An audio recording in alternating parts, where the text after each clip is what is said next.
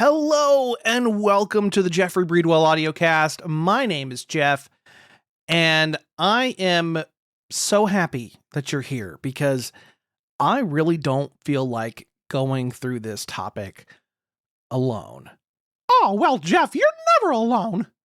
Well, yeah, Mickey, because you're here. Like, and I'm here too for you, man. Yeah, I'm totally here too. Well, yeah, you guys are always here. And that's great. Well, yeah, you can't forget about me. I never leave. I'm here. I tried to get to the chopper the other day, and the chopper left.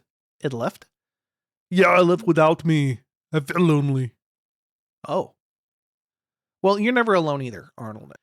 You know, I know that if you're listening to this, you might feel a little bit lonely too, especially with all the stuff that's going on.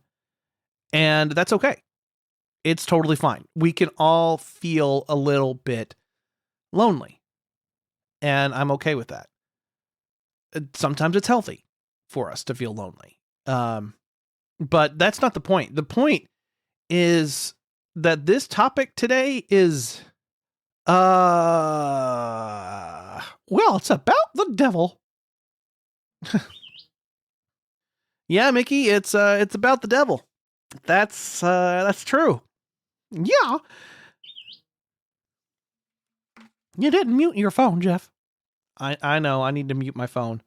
I mean, that's what we always do every single time. Before we come into the studio, we make sure that we just have the phones on silent. Could you imagine what my phone would be like? It would just be constantly, Wait, your phone is your laugh? That's your ringtone? Yeah. You didn't think of that? No, I didn't think of that. No, not at all. I don't know. I thought it might be like a bell or maybe Toodles or something. Oh boy, don't even get me started on Toodles. That guy is a prima donna. Really? Okay, anyway, we're getting off topic.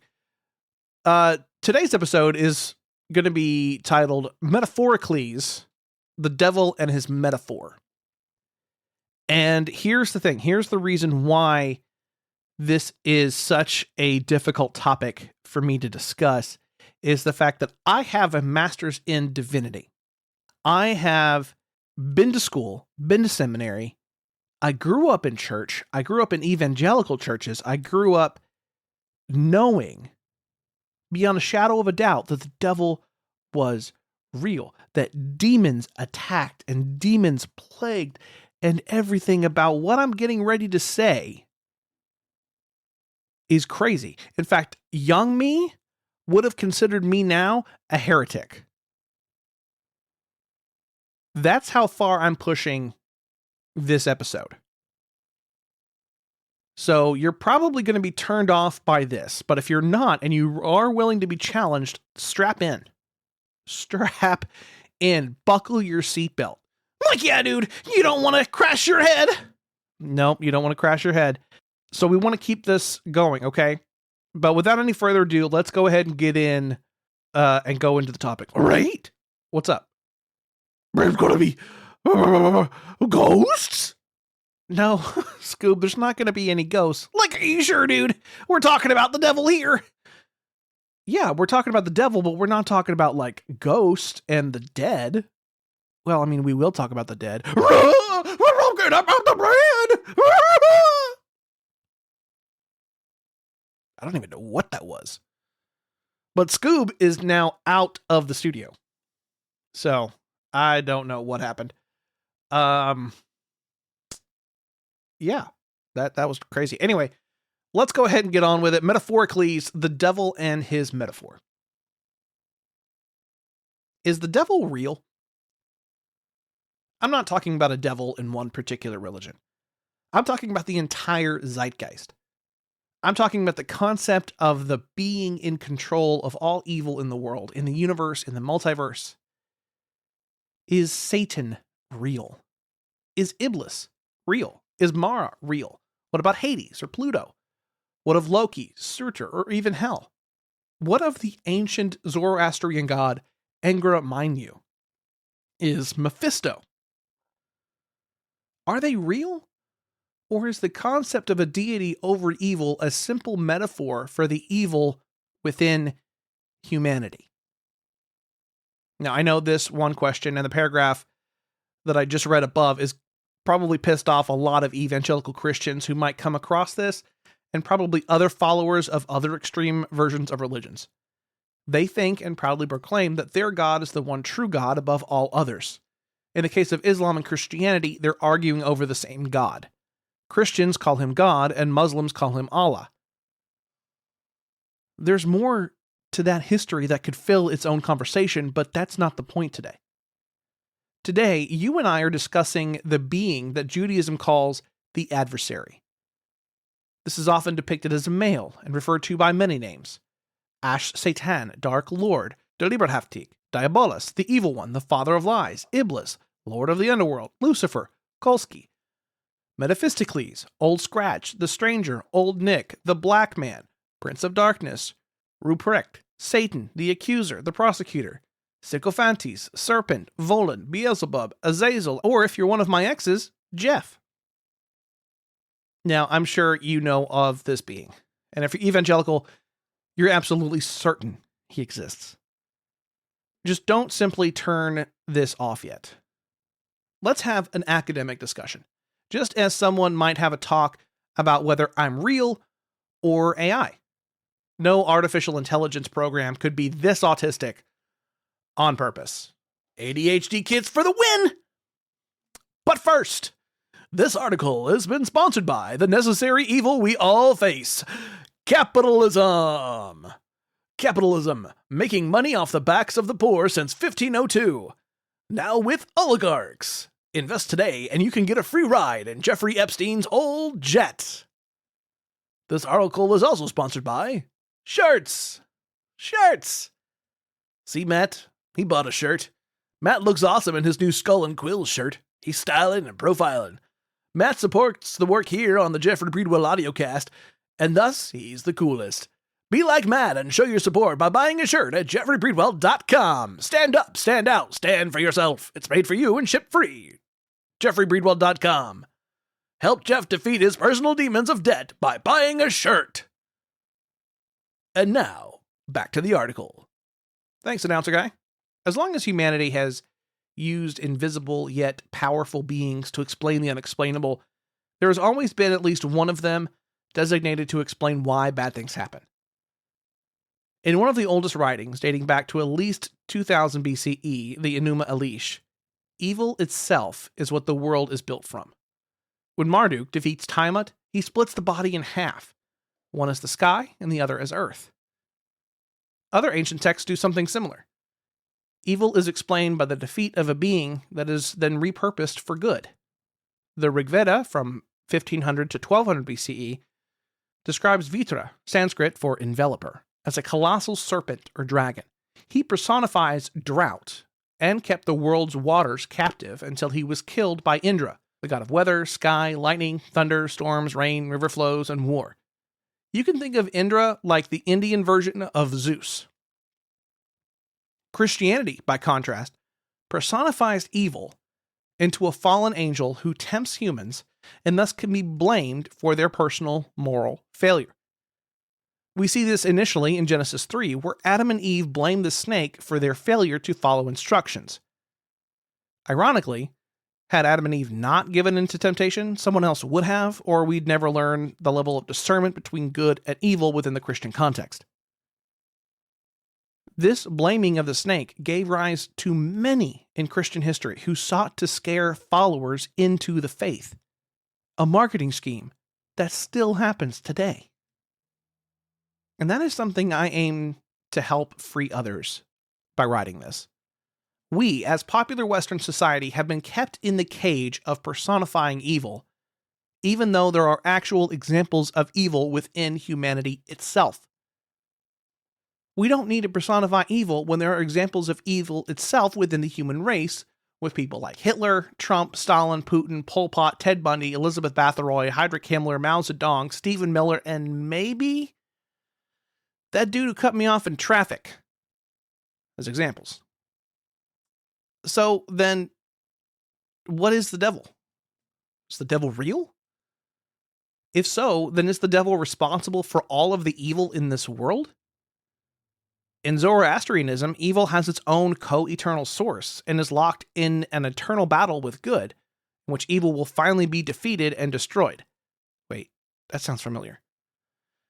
Yes, I know. You're probably typing away, telling me that Satan isn't co-eternal, nor does he have his own co-eternal source. I know. Even as the argument of whether or not they're real or not is nonsense, at least if you're C.S. Lewis, who wrote at the beginning of the Screwtape Letters, there are two equal and opposite errors into which our race can fall about devils. One is to disbelieve in their existence, the other is to believe and feel an excessive and unhealthy interest in them. Well, C.S. Lewis, I'm Jeffrey Breedwell, and I'm nonsensical. Breaking down the devil. All right, let's do this one last time. Here's what we know. Well, kinda. In the beginning, God created the heavens, the stars, and the galaxy, and all things within space and time. He created beings as assistants to help in the order and management of the multiverse. The beings did as they were ordered, and they found joy in working for the Almighty. This was the first day. When God created the earth, it was formless and void. There was nothing. He brought everything together in complete chaos. He cooled the chaos with water, creating the crust. He separated the water from the crust, making the oceans and land. He continued making the skies, the animals, the birds, the fish, and mankind. Then he rested. While God rested, the beings saw how God favored mankind more than he favored the angelic beings. The leader and the most beautiful of these was named Lucifer. He was the morning star who mourned for his fellow forgotten angels. Lucifer created a plan to show how simple mankind was. He knew the humans well. Like a snake, he tempted the humans with a fruit God had forbidden by questioning what they had heard. God punished Lucifer, as well as the humans. Lucifer was made into a snake, in which he created and escaped. The humans were cast out of God's presence, as they were now unholy. Lucifer vowed to get revenge. He appealed to the angels, and while many joined his side, the others did not. Lucifer then let the angels run free on earth, and many during this time began to mate with humanity. God saw this and forbade it as well. The lines were drawn. Lucifer became irate and led a rebellion against the Almighty, who easily dispatched them without a second thought, casting them into the realm of eternal torment. The rebellion grew into its new domain, with Lucifer as its leader. As humanity continued, Lucifer caught the souls of the humans, casting them into his domain, which humans began calling hell. He stole them from God. He tormented humanity, tempted them into disobeying God, and created havoc among each other. As humanity continued, Lucifer continued collecting souls to torment. God tried to convince humanity to repent, but humanity kept disobeying, thus sending their souls into eternal torment. God created a plan to save humanity by sending his Son to earth to live and teach humanity how to live correctly. He would then be a perfect sacrifice in accordance with God's law. By this, his Son would be taking on all of humanity's disobedience. His sacrifice would free humanity from Lucifer's grasp. His name was to be Jesus. As this plan went into action, Lucifer tried to get Jesus to sin, thus ruining God's plan. But Jesus prevailed. After Jesus died, he went to hell, where he preached this to all of the captors. Lucifer didn't like this and wrestled with Jesus, who won easily. Jesus then departed hell with the new believers and rose to heaven, a paradise created by God for the humans who died. After Jesus was dead for 3 days, he rose from the grave and told his followers of his actions, proving that he was God. His students spread the word to humanity, and the word continues to this day. Lucifer was defeated, but he always vows revenge against the Almighty. Until the final battle, Lucifer and his followers torture and tempt humanity, leaving mankind's fate to themselves. From that day, they could make the choice: follow God or follow Lucifer. Okay, in all honesty, I skimmed and combined a lot of nuance there, probably ticking off many Protestants, Catholics, and Greek Orthodox Christians. I used not only the Bible, but also the Apocrypha to aid in the formulation of this origin story.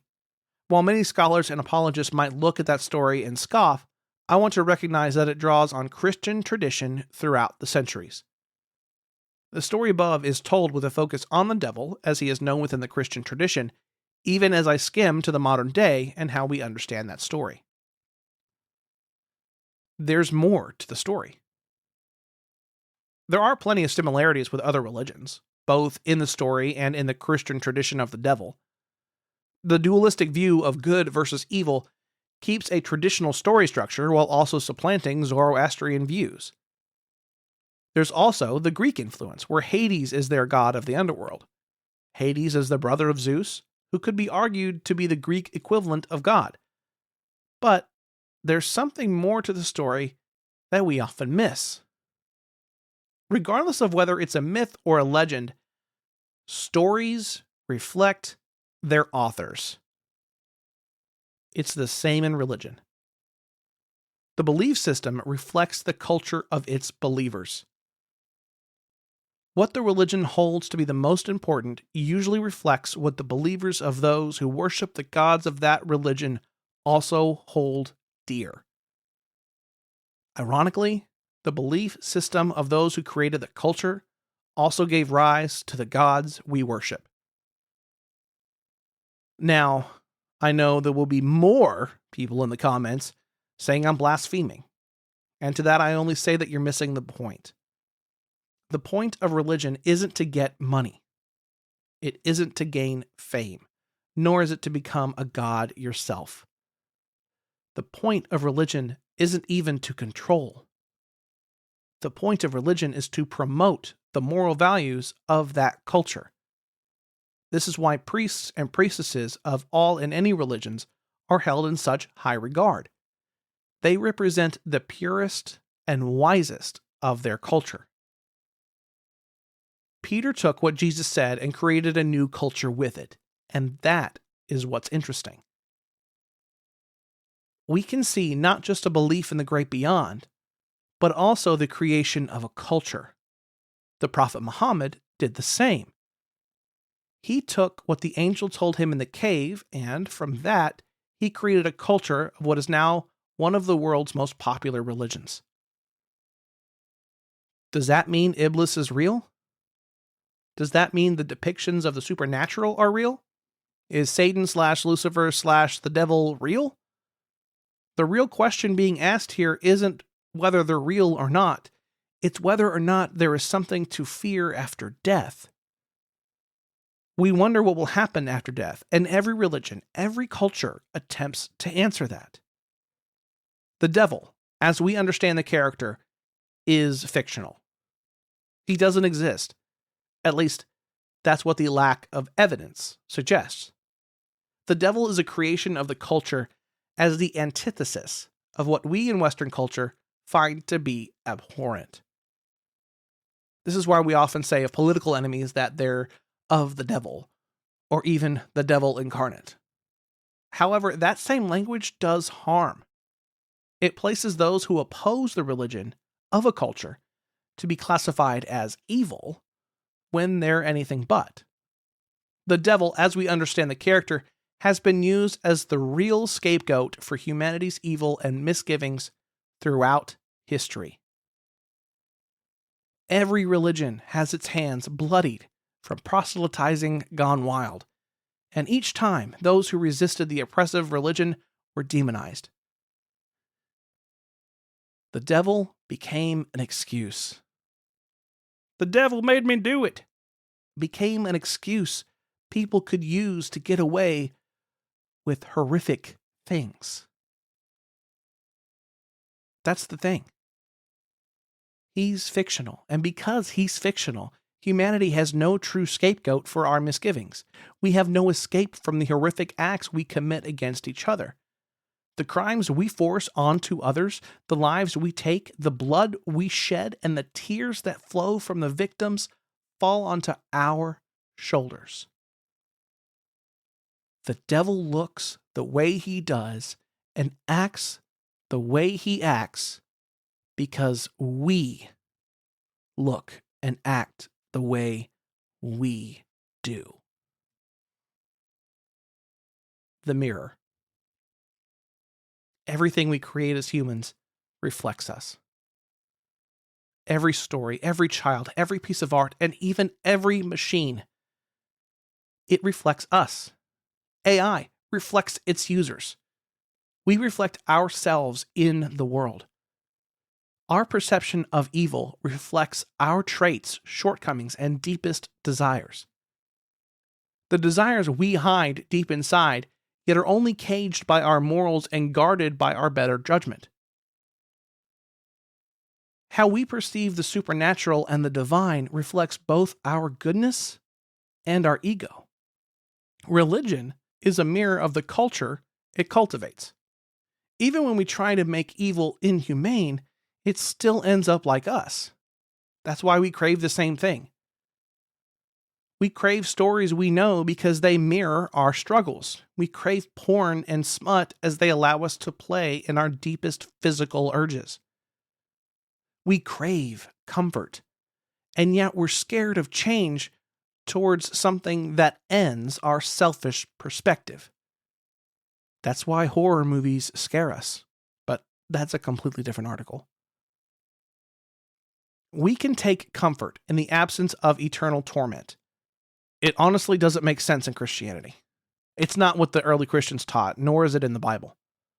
Author of That All Shall Be Saved, Heaven, Hell, and Universal Salvation, and fellow beard enthusiast David Bentley Hart writes, "The hardening of the church's teachings on hell may have been much more of a necessity of culture, or of politics, or even psychology.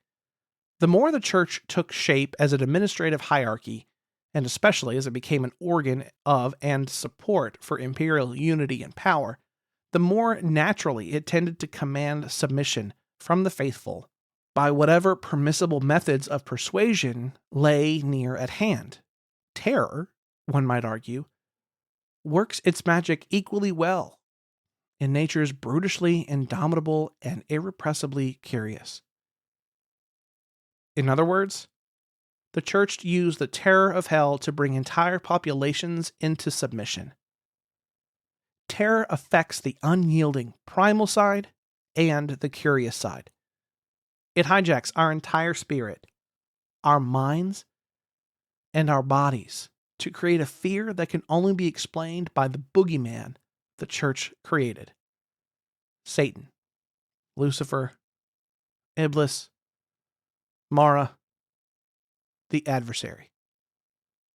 And yet, as our Western culture begins to shift away from the shackles of imperialism, there's no wonder we're seeing the truth of our captors. We're seeing a great and wonderful truth that can bring peace to our primal bodies and curious minds.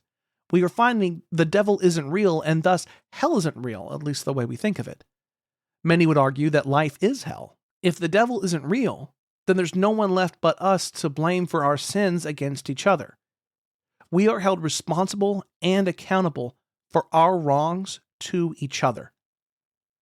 If the devil isn't real, then there's no one to fear but us. We are not off the hook. We are held accountable for all the evil we do to others. I am held accountable for the terrible things I've done in the past, and you are also held accountable for the things you've done. Who are we accountable to? In the immediate sense, we're accountable to each other. In the eternal? Well, that's another discussion entirely. We don't have to live in the current state we find ourselves. We can create the culture we want to be reflected.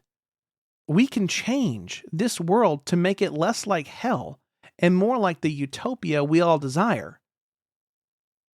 It starts by loving ourselves and loving others with enough unconditional love that it spills over onto more and more people.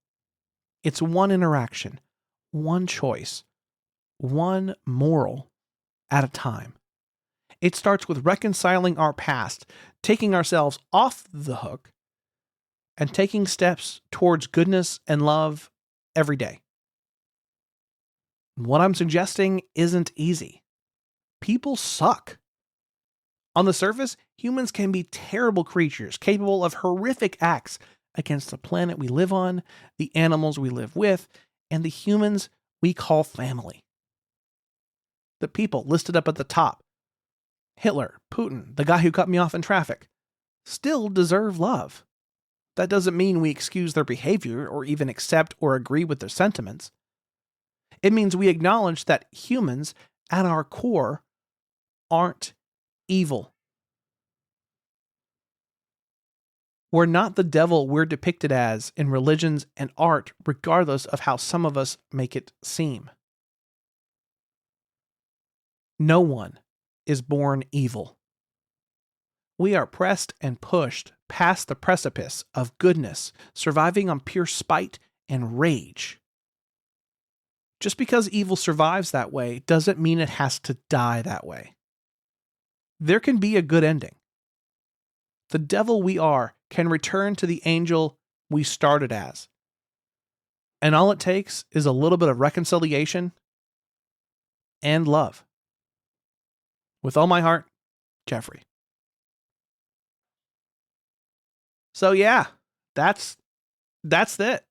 That's the whole thing. The devil is a metaphor for us. The devil looks the way he does. He acts the way he acts because we look and act the way that we do.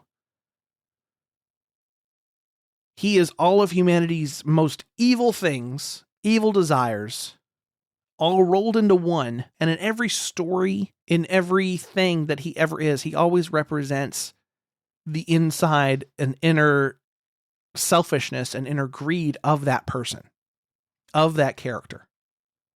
Making a deal with the devil is more like making a deal to be more selfish.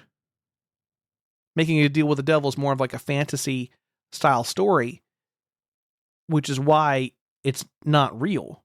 And that's the thing. The devil isn't real.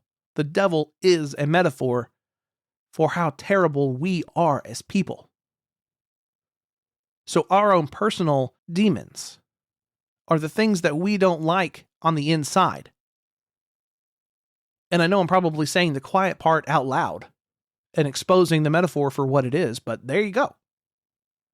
Having our own personal demons are the things that the problems that we keep going, the problems we keep struggling with.